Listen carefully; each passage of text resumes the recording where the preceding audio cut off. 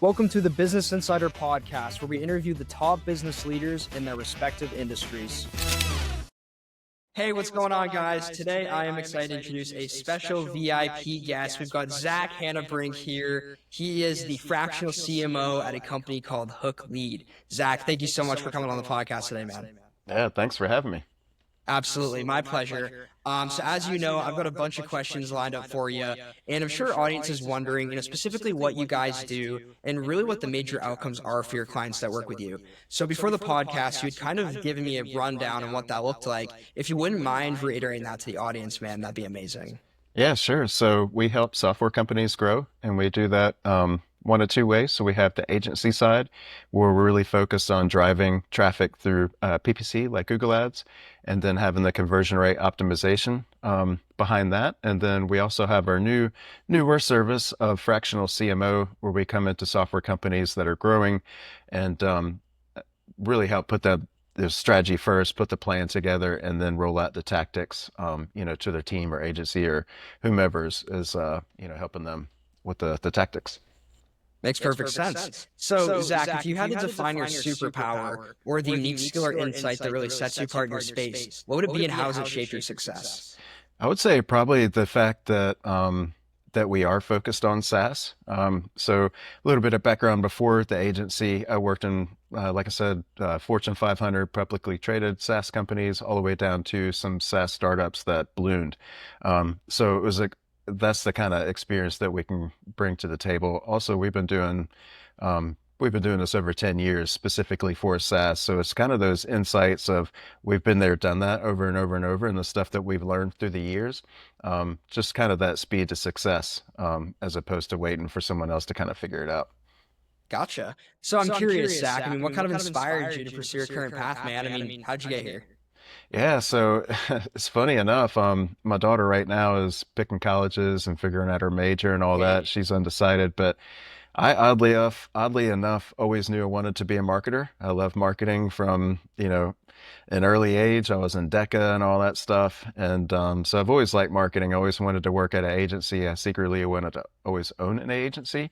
So I've always been on this path. I did take a detour via graphic design for a little bit, but marketing's just, it's been in my blood since I was young. So That's super cool, man. That's a very interesting story. I feel like most entrepreneurs, don't find it until later. So that's really cool that you had already had that marketing mindset at such a young age, man. That's super cool. Yeah, and the business mindset too, selling candy in junior high and stuff like that to try to make some extra money. That's So, awesome. That's awesome. So through your journey, how powerful has networking been to your success? And what would you recommend other entrepreneurs do to up their game?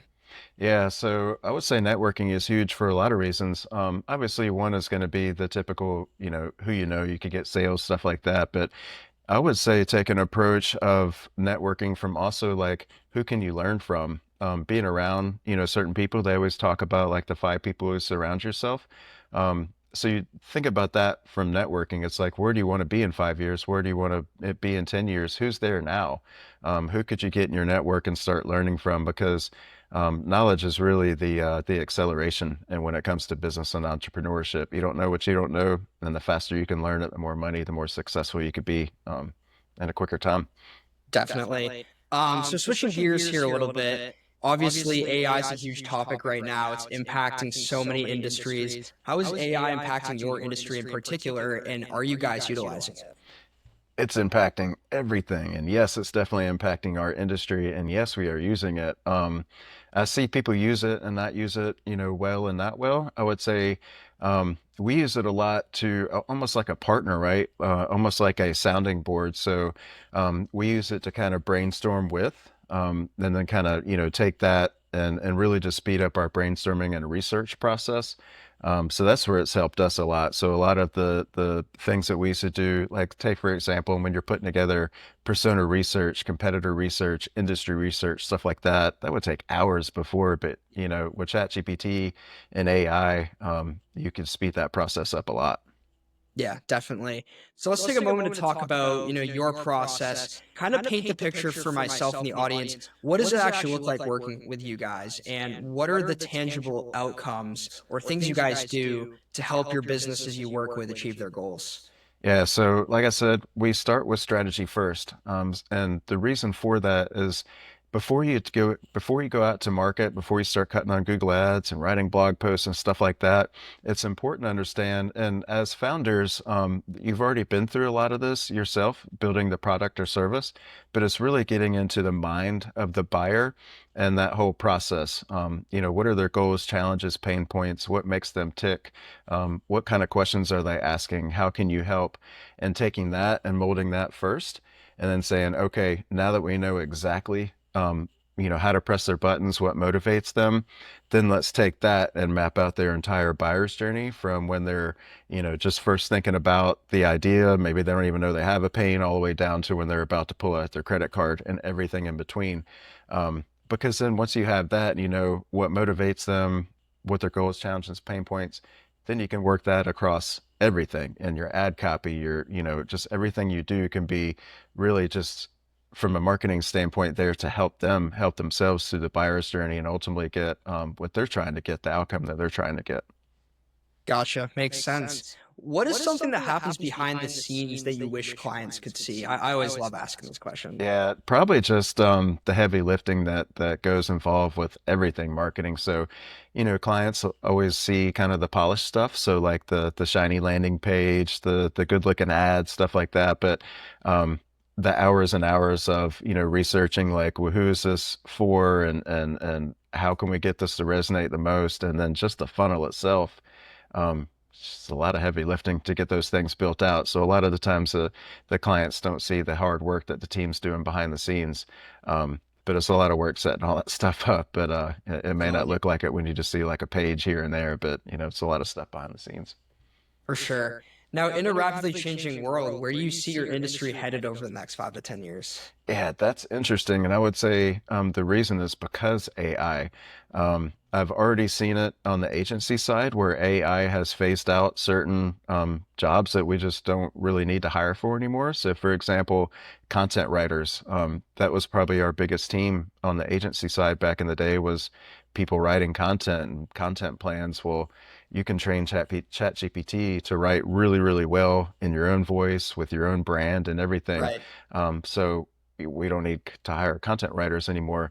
With AI, I could see that continuing down to pretty much everything digital marketing. So everywhere from like coders, programmers, designers, writers, strategy, all that stuff is going to be sped up and automated through AI. So I think really what we're going to be looking at in 5, 10 years from now is the people that have the knowledge to oversee and manage AI processes, and figure out how to integrate them into their business.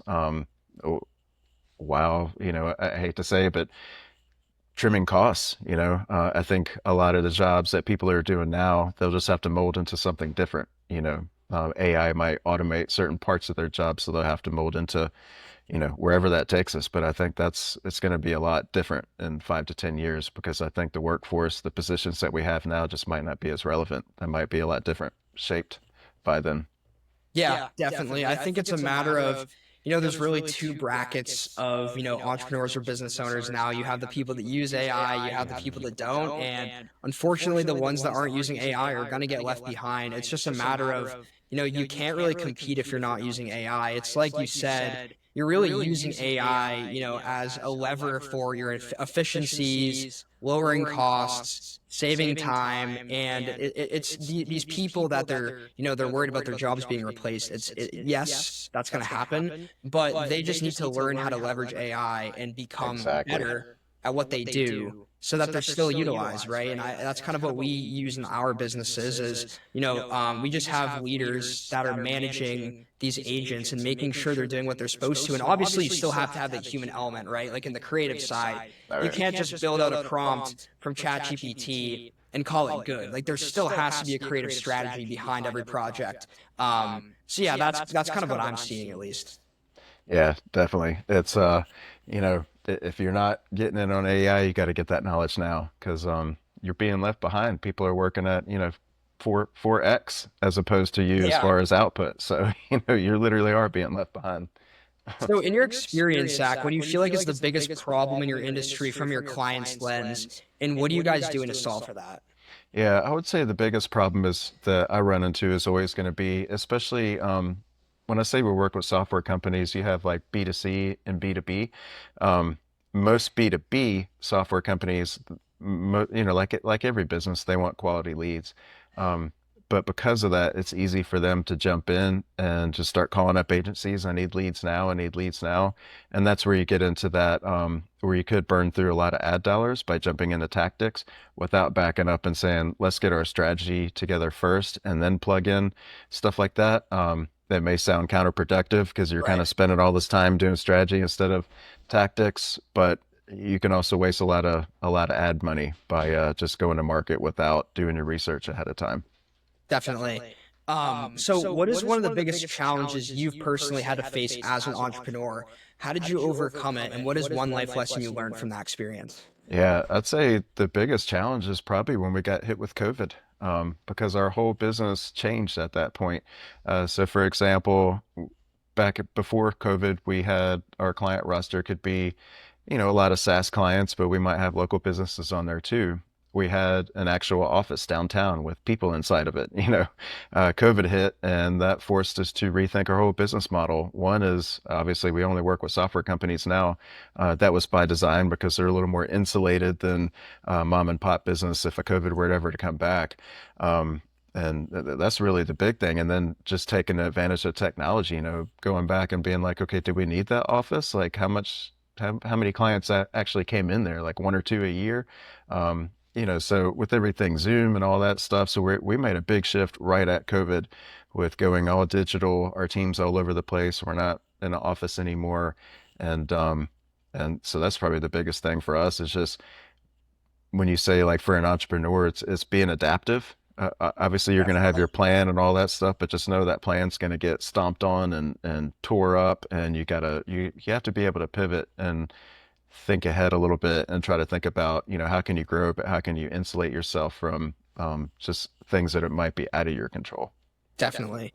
So if you wanted the viewers to take away, one thing from this interview, or you can impart on with one final thought or idea, what would that be?